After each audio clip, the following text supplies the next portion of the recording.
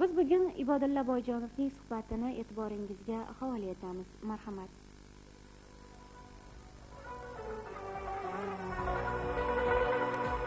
Axborotdan bilasizlar, 23-yanvar kuni Prezidentimiz kadrlar tayyorlash bo'yicha milliy dasturning bajarilishi borasidagi bo'lgan ishlarni ko'rish maqsadida mana shu Vazirlar Mahkamasiga yugurib ko'p o'rtoqlarning axborotlarini ting'adilar. Aytishimiz kerak, shu yig'ilishdan shunday fikrlar paydo bo'ldiki, 6 oy davomida mana shu qilingan ishlar yeterli darajada emas deb topildi. Qoniqarli emas deb belgilandi. Chunki mana 98-yilning budjeti tasdiqlanib, 98-yilda mana shu litsey va kollejlarni tashkil qilish borasidagi bo'ladigan ishlar haqiqatda mana shu hisob-kitoblar bilan taklif kiritilmagan munosabati bilan mana 98-yil ketib qoldi. Biz buni qanday amalga oshiramiz degan gaplarni kuyinib gapirdilar. O'tirgan o'rtoqlarga murojaat qildilar. Qanday qilib biz mana shu milliy dasturni amalga oshiramiz? Qanday biz mana shu o'quv yurtlarini, litsey, akademik litsey va kasb-hunar kollejlarini tasavvur qilamiz? Bu eng asosiy o'rta bugun hozirgi kunning dolzarb masalasi ekanini aytib o'tdilar. Maktablar to'g'ri, bulardan bir og'ir bulardan yo'lga qo'yishimiz, maktablar to'g'risidan ish olib borishimiz kerak. Oliy o'quv yurtlari to'g'risidan, lekin hozirgi birinchi navbatda turgan masala mana shu akademik litseylar va kasb-hunar kollejlarini qanday biz tasavvur qilamiz, qanday qilib shularni tashkil qilamiz degan masalalarni o'rtaga tashlagandan keyin Vazirlar Mahkamasining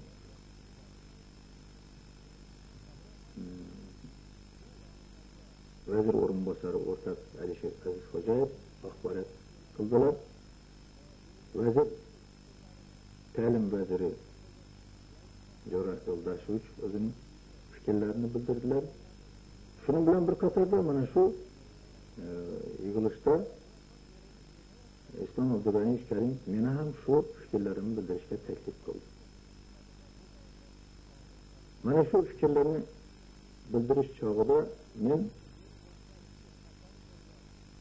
bir narsaga e'tibor berilishi kerakligini, to'g'ri bizni o'quv yurtimiz nomunaviy o'quv yurtlar deb qiralib kelmoqda.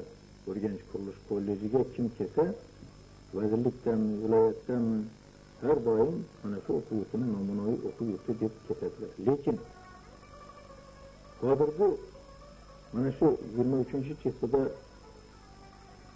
gapirgan gaplardan prezidentimizga shu narsalar ma'lum bo'layaptiki, qolaversa milliy dastur negizida agar biz o'z o'quv yurtimizga qaraydigan bo'lsak, qilinadigan ishlarimiz juda katta.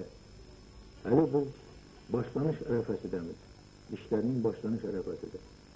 Endi birinchi navbatda baza to'g'risida gap yuritilishini ilgariga surdilar. Ikkinchi masala qilib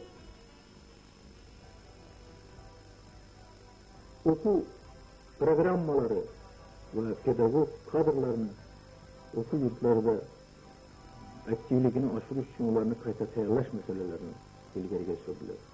Agar biz mana shu o'zimizni o'quv yurtimizga shu baza nuqtai nazaridan qaraydigan bo'lsak, va qolaversa mana shu akademik litsey va kollejlarni bazalarini hozirgi kunda tahlil qiladigan bo'lsak va yangicha jahon olib qo'yilmoqda standartlarga javob beradigan o'quv yurtlari darajasida tasavvur qilmoqchi bo'lsak, bu tubdan boshqacha o'quv yurti bo'lishi ekanligini biz o'zimizning fikrimizni aytdik. Bizga birinchi navbatda o'quv yurtlarini avvalambor tasavvur qilish uchun O'zbekiston regionlarini, uning iqlim sharoitlaridan kelib, demografiyasidan, qolaversa tabiiy resurslardan, hamda shu viloyatlarda qanday mutaxassislarni tayyorlash masalalarini izchil o'rgangan holda kamida 15 yil oldinni ko'ra bilgan holatdagi kadrlarni tayyorlash negizidan yondashgan holatda mana shu o'quv yurtlariga e'tibor beradigan bo'lsak, biz buning uchun namunaviy loyihalarni ishlab, bu namunaviy loyihalar mana shu kasb-hunar kollejlarini farqini bizga ajratib beradigan bo'lishi kerak. Hozirgi kundagi o'quv yurtlari qolaversa ertangi bo'ladigan namunaviy loyihalar ostidagi o'quv yurtlarini farqini bilib, ularni qanday qilib biz hayotga amalga oshirishimiz kerak degan savolga javob topishimiz kerak bo'ladi. Fikr almashinish chog'ida yana aytdilarki, yana nima narsalarga e'tibor bersak bo'ladi degan fikr bo'lganda, men aytdim, yana mana shu ishlab chiqarish ustaxonalari, ishlab chiqarish ustaxonalarining jihozlari hozirgi kunda mutlaqo talabga javob bermaydi. Jahon andozalari doirasida talabga javob beradigan ustaxonalarni zarur ekanligini, buning uchun ko'p xorijiy mamlakatlarning tajribasiga tayangan holda ulardan eng yaxshilarini tanlab, mana shu o'quv yurtlarini, ustaxonalarni jihozlash borasidagi masalalarni ko'rilishini men oldinga surdim. Bu yerda birinchi navbatda bu kasb-u hunar kollejlari hozirgi kollejlarimizdan, texnikumlarimizdan, praktik uchilishlardan tubdan farq qilinjakligi, qolaversa bu yerda yuqori malakali kasb-hunarga ega bo'lgan kadrlar tayyorlab chiqarilishi zarurligi, bu jahon talablariga javob beradigan kadrlar bo'lishi kerakligi to'g'risida gap yuritildi. Mana shu narsa prezidentimizga ma'qul tushdi. Mana shu borada ish olib borish kerakligini yana bir bor ta'kidlab o'tdilar. Shuni bilan bir qatorda bu ishlarni bajarish uchun prezidentimiz mana shu oliy o'rta maxsus ta'lim qoshida markaz tashkil qilinishi zarurligini hamda bu markazni qoshida litsey boshqarmasi, kollejlar boshqarmasi, qurilish va ta'mirlash boshqarmasi, ilmiy amaliy ishlarni yo'lga solish boshqarmalari bo'lajaqligini ta'kidlab o'tdi. Shuni bilan bir qatorda bu boshqa pedagoglar bosh boshqarmasi zarurligini kadrlar tayyorlash bo'yicha o'qitirdilar. Mana shu ishlarning negizida ish olib borilishi kerakligini respublika komissiya a'zolariga topshirdilar. Mana bir oy muddat ichida mana shu ishlarni amalga oshirish borasida hozir katta ishlar olib borilmoqda. Mana kuni kecha biz yana vazirlikda mutaxassislar bilan yig'ilishdik. Mana shu mutaxassislar loyihalash institutidan o'zlarini fikrlarini bildirdilar.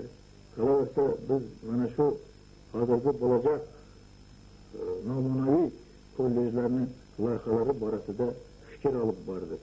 Birinchi navbatda ishlab chiqarish ustaxonalarining yangi texnologiyasini ishlash zarurligini, qolaversa ular bir blok sifatida fikrlanib, kundalik jadvallar asosida ertalabdan qaysi ustaxonada ish bo'ladigan bo'lsa, shularga birinchi navbatda xomashyalarni mana shu omborlardan kran balkalar orqali yetkazib berib, chiqarilgan mahsulotlarni esa mana shu omborlarga berib, so'ng mana shu davlat ehtiyoji bilan zarur bo'lgan korxonalarga ularni yetkazib berish borasidagi texnologiyani chiroyli qilib ishlash zarur ekanligini biz o'zimizda loyihachilar bilan birga fikrlashib oldik.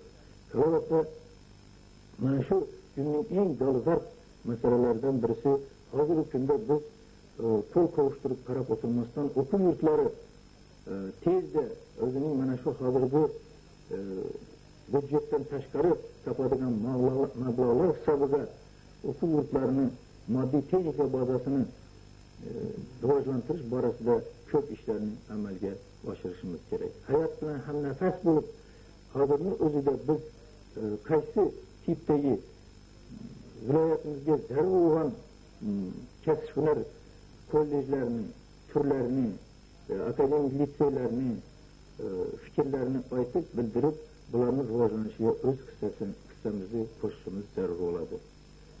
qolaversa mana shu hozirgi topilgan mablag'lar hisobiga kompyuter markazlarini rivojlantirish, yangi axborot joylarini aniqlash, internet sistemasiga ulanish va internet sistemasidagi butun yangiliklarni olib, mana shu narsalarni hayotimizga tatbiq qilish borasidagi ishlarni ham bir jonlantirishimiz zarur bo'ladi.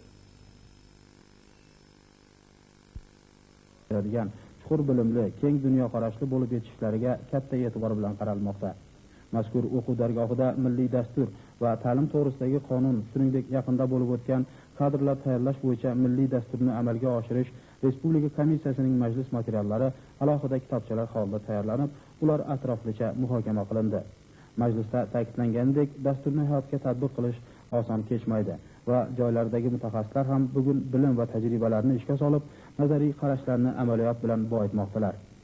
O'zbekistonimizning regionlarning iqlim sharoitlaridan kelib chiqqan holda, tabiiy resurslaridan, qolaversa mana shu 10-15 yil davomida viloyatlarning rivojlanishiga qarab qanday kadrlarning zarurligini anglagan holda biz namunaviy loyihalar